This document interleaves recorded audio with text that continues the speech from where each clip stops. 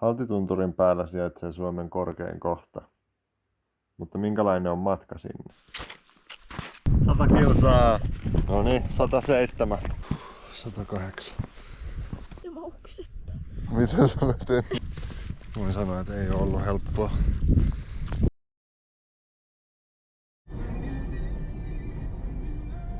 No niin, päästiin Kilpisjärvelle. Eli Suomen puolelta Haltille mentäessä se matka alkaa Kilpisjärveltä. Helsingistä Kilpisjärvelle ajaa semmoisen 1200 kilsaa, eli matka ei ole ihan lyhyt. Tämän vaelluksen kokonaispituus on sellainen 110 kilsaa, eli 55 kilsaa sinne ja 55 kilsaa takaisin. Ja tämä reittihän on osa kalottireittiä, joka on vaellusreitti, joka kulkee Suomen, Ruotsin ja Norjan tuntureilla. Mutta sitten kun sinne erämaan puolelle päästään, niin aika nopeasti huomaa, minkälainen reitti on kyseessä. Eli ihan kunnon kivikkoa ja ei mitään kunnon polkuja varsinaisesti muuta kuin ehkä ihan alussa. Eli varsinainen kunnon erämaa-reitti on kyseessä. Ja valitsen tämän joka kerta mieluummin kuin semmoisen valtion tekemän soratien. Kyllä. Kivikko jatkuu. Ja loppua ei näy.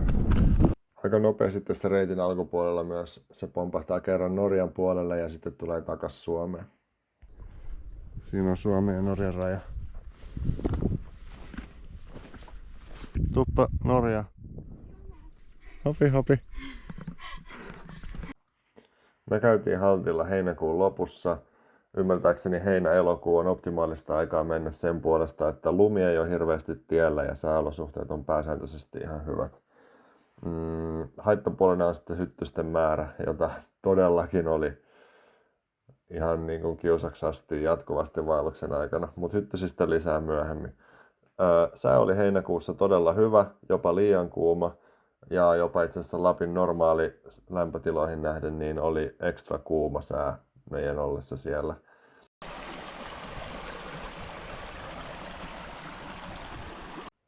Ekana päivänä me oltiin tässä vaiheessa kävelty varmaan reilu 20 kilsaa suhteellisen nousujohteista maastoa ja kivikkoa. Tässä kohdassa me mietittiin, että jatketaanko me vielä vai jäädäänkö me tuohon viereiselle paikalle yöksi. Voisi olla spa-hotelli.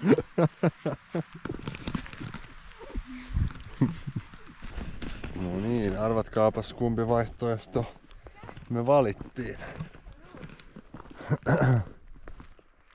Ja ekana päivänä me sitten käveltiin loppujen lopuksi 30 kilsaa. Ja muutoin meidän suunnitelma oli kävellä tää koko reitti semmosessa 4-5 päivässä. Ja loppujen lopuksi tässä meillä kestikin se 4 kokonaista kävelypäivää. Ja se tarkoittaa, että keskimäärin käveltiin 25 kilsaa päivässä. Ja tässä onkin sitten ensimmäisen yön telttapaikka, joka oli kyllä upea. Noita hyttysiä oli ihan törkeästi, mutta maisemat kyllä korjas paljon. Maisemista puheen ollen muutenkin, niin kyllähän tällä matkalla niitä riitti.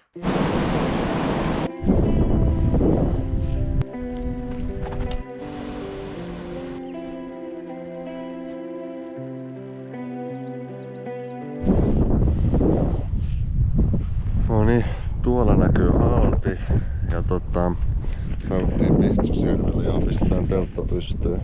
Palaudutaan huomista varten.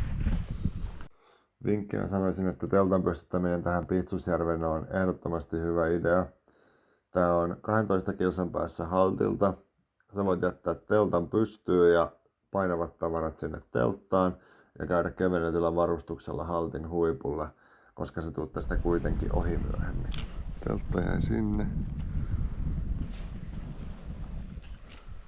Seuraavana aamuna me lähdettiin oikeastaan saman tien Haltia kohti. Tämä nousu oli tosi kivikkoinen tälle vaellusreitille tunnusomaisesti. Välillä oli paljon lunta, välillä taas kiviä. Ja mä luulen, että tämä nousu kautta lasku on just se kohta, missä on isoin merkitys sillä, että milloin sä oot menossa Haltille. Ja sen takia heinä ja elokuu on just parhaita aikoja, että lunta on, mutta ei niin paljon, että se häiritsisi etenemistä. Ja mä luulen, että se isoin ongelma on joka tapauksessa siinä alas tulemisessa enemmän kuin siinä, että sinne ylös menisi. Maisemat oli totta kai kunnossa niin kuin pitäisikin. Tässä näkyy nämä järvet. niin toi taaempi isompi järvi, niin sen varrella on meidän teltta. Siellä on Halti Base Camp. Ei ollut helppo matka, ei todellakaan ollut helppo matka. Jalkapohjat niin kipeät, että tekis mieli huutaa.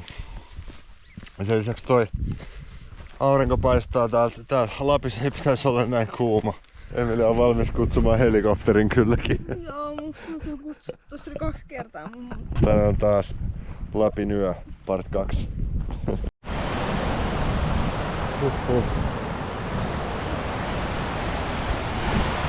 Ja ollaan menossa Meekonjärvelle yöksi, joka on suunnilleen 33 kilometrin päässä lähtöpaikasta. Eli huomenna vedettäisiin sitten Kilpisjärvelle asti, mikä on 4 päivän vaeltamisen jälkeen ihan kunnianhimoinen suoritus. Oliko Lapissa hyttysiä? Ei täällä oo yhtään hyttysiä. En oo nähnyt yhtään hyttystä koko reissulla.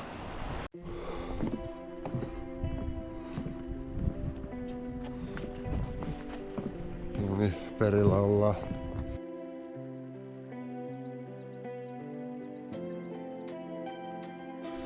Vikan päivän rinkat selkää. Onko vaikeaa? Nyt ei oo hyvä hetki. Nyt ei oo hyvä hetki. Ja kuten arvata saattaa, niin vikat 30 kilsaa oli suhteellisen haastavat. Jalat oli todella kipeät. Hyttyset oli syönyt jo 4 päivää putkeen. Ja alkoi sitä jo itseäkin vähän väsyttää. Muutama matkan aikainen vesistöylitys oli parasta, mitä mä oon ikinä kokenut mun jalkapohjille. Ja siis ihan suoraan sanottuna lähempänä maalia jalkapohjat alkoi olla jo niin kipeät, että vähän meinasi jo tulla huono olo siitä kivusta. Mutta jos nyt pitäisi vastata siihen kysymykseen, että millainen on vaellus Suomen korkeimpaan kohtaan, niin sanoisin, että se vaellus on ehdottomasti vaativa, kyllä, mutta myös aivan mahtavan upea. Ja voisi just sanoa, että se on samaan aikaan hirveän asia ja upein asia, mitä sä oot tehnyt, niin kuin kunnon vaelluksen kuuluisikin olla. Elämäni pisin kilsa.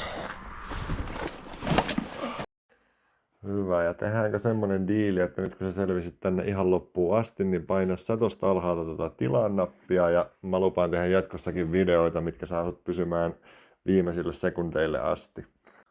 Sitten kun päästiin takas Kilpisjärvelle, niin mentiin vielä 9 yöksi hotelliin, käytiin juomassa muutamat oluet ja syötiin kunnolla. Mut kiitos kaikille katselusta ja toivottavasti ensi kertaa. Moi moi!